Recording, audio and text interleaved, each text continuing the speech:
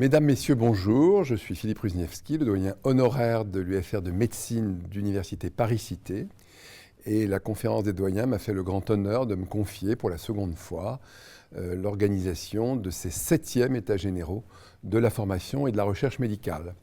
Et dans cette courte intervention, le professeur Benoît Weber, président de la conférence des doyens, et moi-même, nous allons essayer de vous donner l'envie de découvrir l'intégralité de ces états généraux tels qu'ils seront à votre disposition grâce à un lien que vous trouverez à la fin de cette vidéo. Alors, c'est vrai que ces états généraux sont devenus un événement incontournable, non seulement de la conférence des doyens de médecine, mais de beaucoup d'autres organisations et conférences, pharmacie, odontologie, maïeutique. Cette année a été marquée, je m'en suis beaucoup réjoui, d'une présence exceptionnellement importante des étudiants. Et je crois que c'est un lieu d'échange entre les enseignants et les étudiants. Et je dirais aussi que cette année a été marquée par une importance croissante donnée aux sessions sur la recherche, tant évidemment une de nos missions fondamentales est de stimuler la recherche dans nos UFR respectives.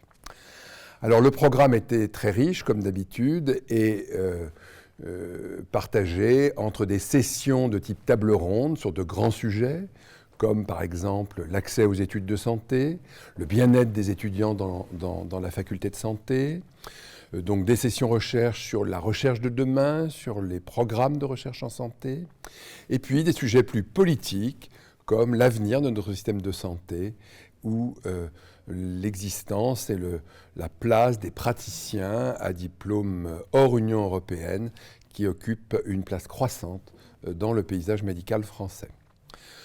Comme d'habitude également, on avait souhaité donner la parole à des conférenciers de prestige qui nous ont souvent permis de nous évader un petit peu des sujets les plus techniques.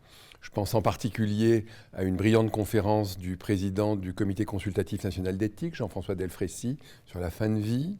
Nous avons discuté aussi de l'enseignement des médecines alternatives ou complémentaires ou intégratives, pour laquelle on est très sollicité.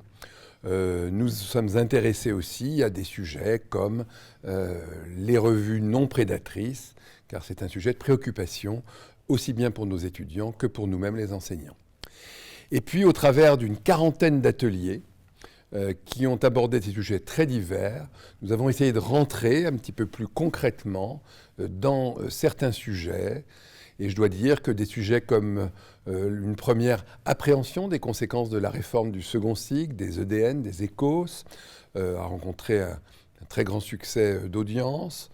Nous avons accueilli des collègues francophones de pays étrangers, d'Afrique, de Chine, d'Europe, d'Amérique du Nord. Et il y a eu des ateliers spécialement consacrés à ces échanges internationaux. Voilà, c'est difficile de tout citer, mais vous trouverez tout ça grâce à ce lien qui vous emmènera voyager au travers de ces très riches 7e États généraux de la formation et de la recherche médicale. Mesdames, Messieurs, chers collègues, les États généraux de la recherche et de l'enseignement en médecine sont un moment absolument déterminant de la vie de nos facultés de médecine.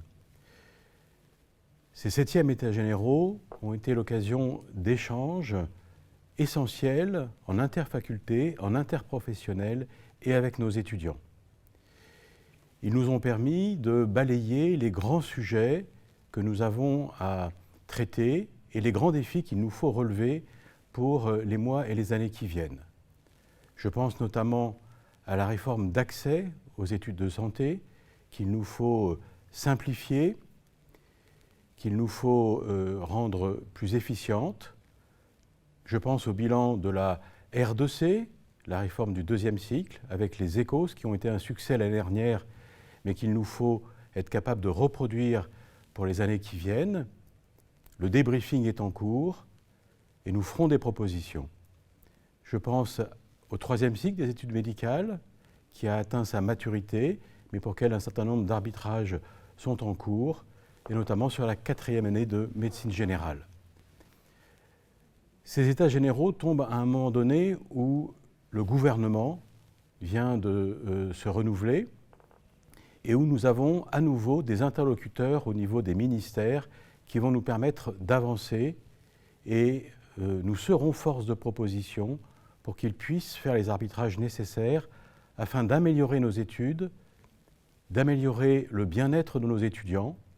Et nous avons bénéficié du retour d'une grande étude que les doyens ont souhaitée sur la précarité étudiante, étude qui sera prochainement publiée dans une revue anglo-saxonne. La recherche biomédicale est bien sûr l'autre grand sujet qu'il nous faut absolument analyser, qu'il nous faut booster. On a eu la chance d'avoir le président de l'INSERM qui est intervenu et le bilan d'un certain nombre de grands projets de recherche a été fait. Nous avons des progrès à faire en recherche, nous relèverons ce défi et vous trouverez toutes les conférences sur le lien au décours de cette vidéo.